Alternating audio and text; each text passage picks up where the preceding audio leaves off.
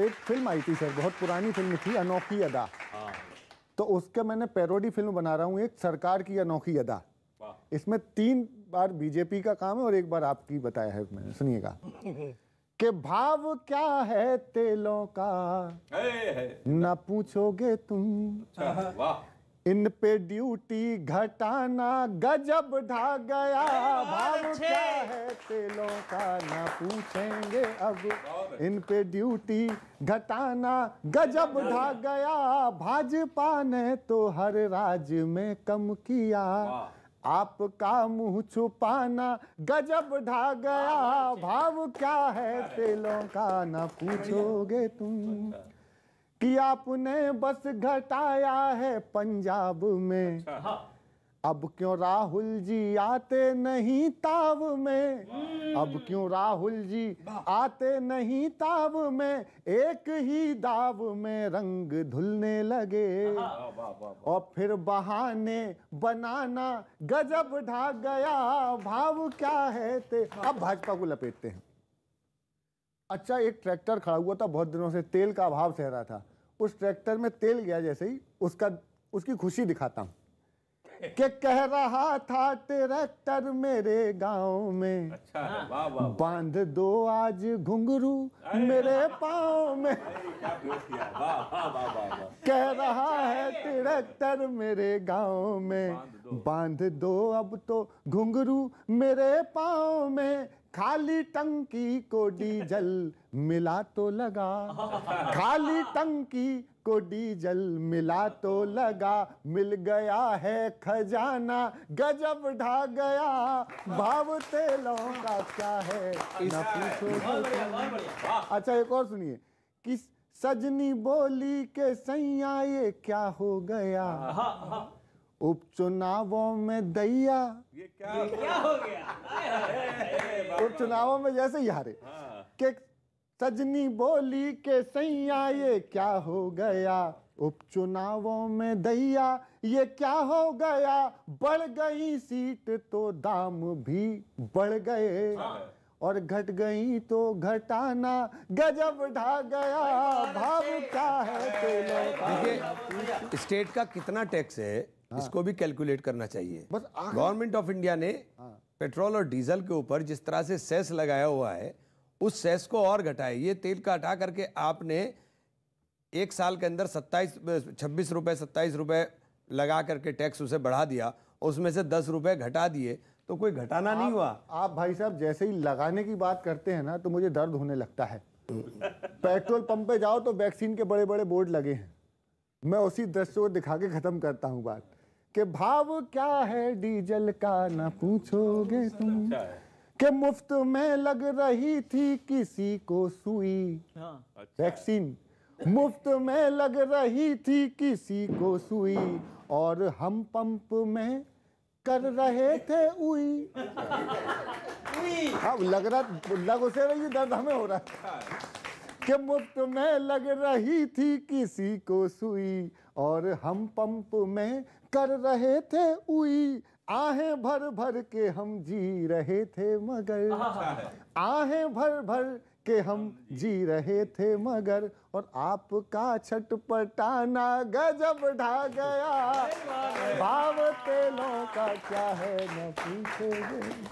ध्यान होगा कि महंगाई जब बढ़ी थी आपके राज्य में, तो भाजपा ने कहर काट दिया था। बिल्कुल, सड़क पे, इस पे, उस पे, सिलेंडर खोपड़ी पे, एक यहाँ लटका हुआ, एक मतलब बड़ा। 400 रुपए के सिलेंडर पे तो कहर था, और 1000 के सिलेंडर के ऊपर खुशी मन रही है। यही तो मैं कह रहा हूँ कि सर ये बताओ कि आप क्या कर रहे हैं कि वो 400 के सिलेंडर पे कहर ढा रहे थे, और आप 1000 के सिलेंडर पे घर में बैठे हुए एक मुंह से कह देते हैं बस महंगाई है, महंगाई सरकार को मारे दे रही है। आप कर क्या रहे हैं? आप सुन लीजिए मेरी आप, या तो ये बात है कि तिल सी महंगाई पे भाजपा टूट पड़ी थी। बिल्कुल सच है। वाह वाह वाह। तिल सी, एक प्रयोग कर रहा हूं, सुनना। तिल सी महंगाई पे भाजपा टूट पड़ी थी, अब ताड़ सी है। तिल ताड़, तिल सी महंगाई पे, बच्चों समझो बात को और समर्थन करो। तिल सी महंगाई पे भाजपा टूट पड़ी थी, अब ताड़ सी है कांग्रेस कब चोट देगी जी।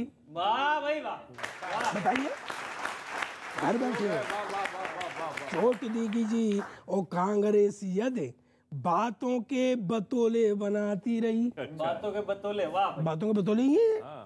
कांग्रेस यदि बातों के बतौले बनाती रही तो सीधी सीधी बात है पब्लिक खोट देगी जी। वाह, अच्छा। के गुड़ गुड़ कह करके मुंह मीठा करोगे यदि, सिर्फ मुंह से कहते रहो गुड़ गुड़ गुड़, मुंह मीठा हो जाएगा? गुड़ गुड़ कह करके मुंह मीठा करोगे यदि तो जनता भी बातों का ही गुण घोट देगी जी। जनता भी बातों का ही गुण, और अब बात आ रही है, जनता भी बातों का ही गुण घोट देगी जी। और जैसे जवानी जमा खर्च आप कर रहे हैं, जैसे जवानी जमा खर्च आप कर रहे हैं तो जनता भी वैसे ही जवानी वोट देगी जी।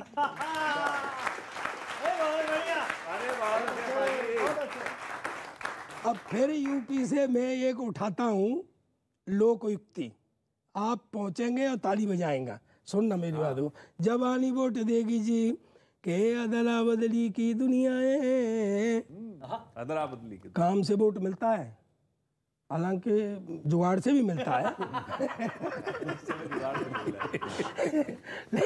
काम से वोट मिलता है। अब कि तुम देख लेना यूपी में बता रहा हूँ के अदला बदली की दुनिया है, कौन किसी का मीत जी। ये अदला बदली की दुनिया है, कौन किसी का मीत जी। और जैसे तेरे मिले बतासे वैसे ही मेरे गीत जी।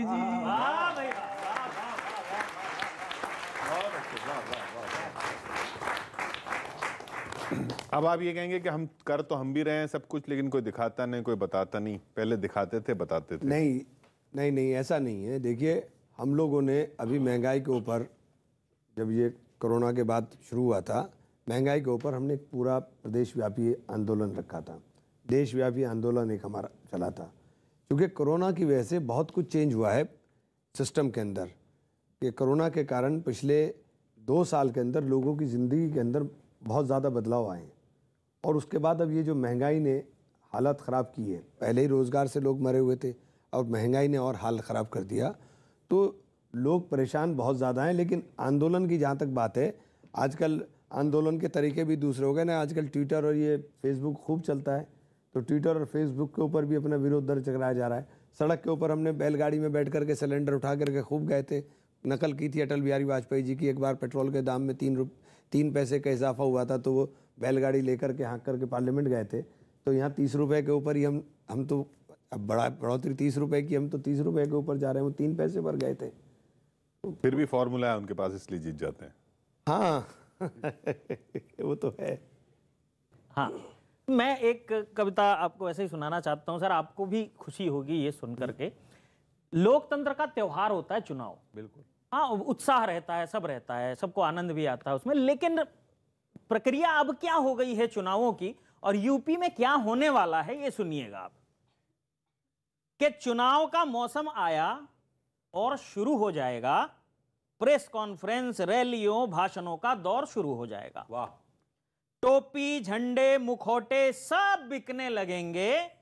जिन पर 5 साल से किसी की नजर नहीं गई, एकदम से वो मसले सबको दिखने लगेंगे। अच्छा है, अच्छी बात है। एकदम से वो मसले सबको दिखने लगेंगे। देशभक्ति का नारा सबकी जुबान पर होगा। अच्छा है। समस्या चाहे नाली की हो, भाषण पाकिस्तान पे होगा। बहुत अच्छा है।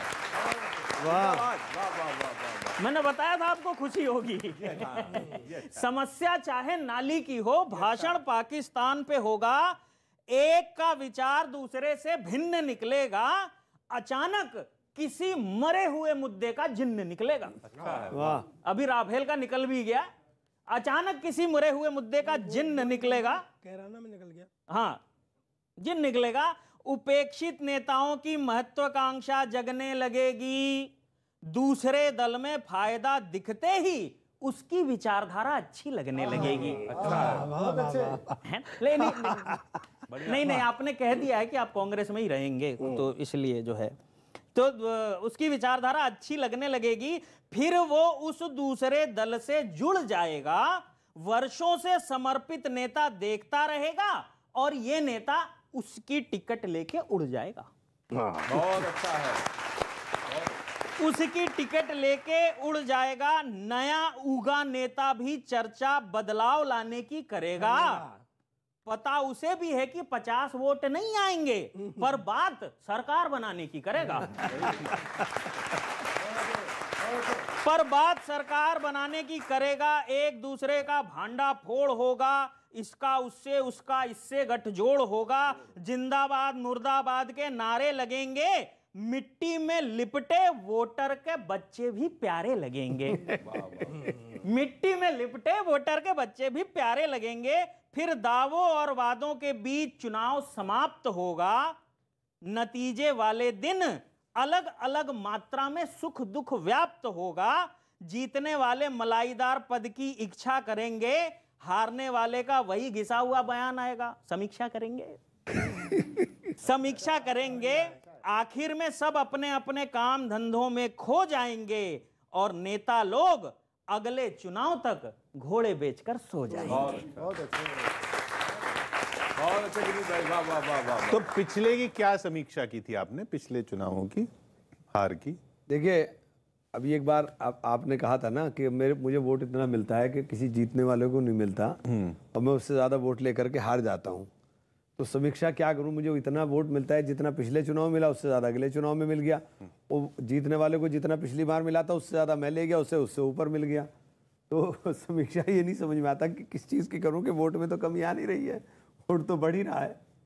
तो अब समीक्षा इस बात की हो रही है कि हम लोग पिछली हालात से सबक लेकर के समझौते का रास्ता इख्तियार करें।